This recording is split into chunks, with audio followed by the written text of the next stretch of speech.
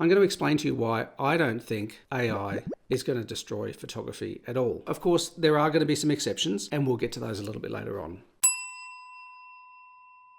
I went and visited my mum the other day. My mum's 81 years old, and I was kind of curious because one of the first things she told me was that she is scared of AI. Now, I'm not scared of AI, probably because I don't know enough about it yet, but I am concerned. I'm concerned about the impact it's going to have on truthfulness, on transparency, on privacy, on the homogenization of language where we all end up speaking and writing the same way. And I'm concerned about the race to the bottom for thousands of industries and probably millions of jobs. Now, one area I'm not worried about is my photography. Some commercial photographers are going to experience a rather rapid impact, I suspect possibly permanent. But for the vast majority of us, I think the impact of AI is going to be largely inconsequential. So let me dive into the heart of my argument by explaining what it is that I love so much about my favorite genre of photography, landscapes, and how AI is just not going to be able to impact one bit of that. AI is headline news at the moment, and a lot of that news is framed as AI being the harbinger of doom for jobs, industries, and even human life. I mean, even today on the radio, I heard that some scientists are predicting that it could wipe out all human life within 5 years, which is significant. Traveling to Iceland for a whiskey commercial is going to become a lot harder to justify when much of that can be done with a studio shot and then augmented with scenes from Iceland in any number of configurations within a matter of minutes from the warmth and comfort of a studio on the other side of the planet. Those who shoot consumer goods for advertising, or who shoot fine art or abstract or stock imagery especially, or those who shoot generic or landmark style landscapes and editorial style images for online and offline publications, those people are definitely going to feel the pinch, no doubt about it. A lot of that stuff will be able to be done, can already be done with AI.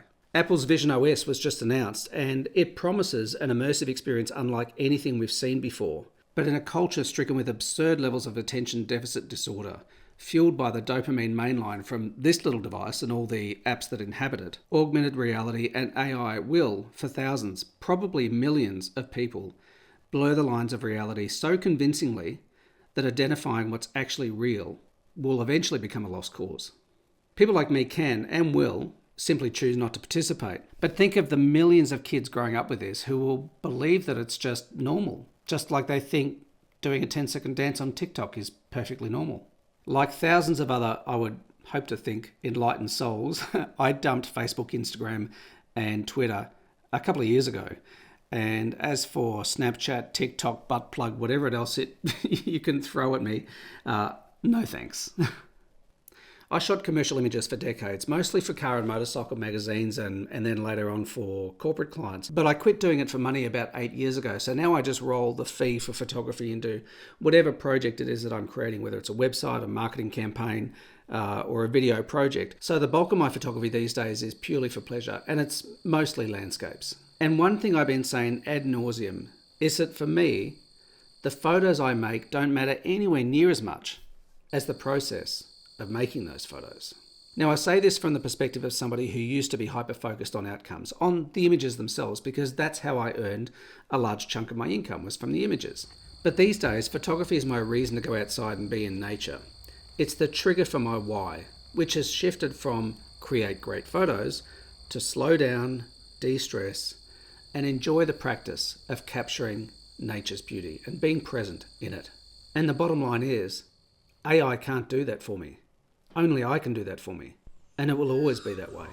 It cannot replace the three-dimensional, five senses experience of leaves crunching under my shoes, branches brushing my camera bag, the strain of my quadriceps as I haul my overweight carcass up a moderately steep hill to catch a view, and the reward of that epic view with the breeze in my face, the sun on my neck, and the smell of eucalyptus, wet soil and wildflowers. It can't give me that light beam piercing the low cloud and striking that hill for just a moment, and the chance to be the only person in the world to see it and capture it.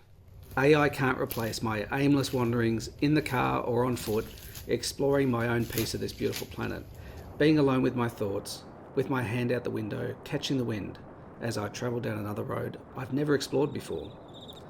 When I capture a moment with my camera, the resulting image says two things.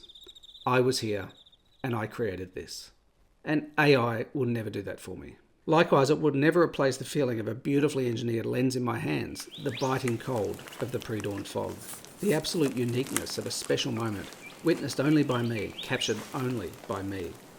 But most of all, it won't give me a reason to get out of my chair, into my car, and off to the next location to walk, breathe, appreciate, and capture this amazing place called Earth. So yes, AI can make incredible images. It can make impossible images, and it can enhance what we've already created.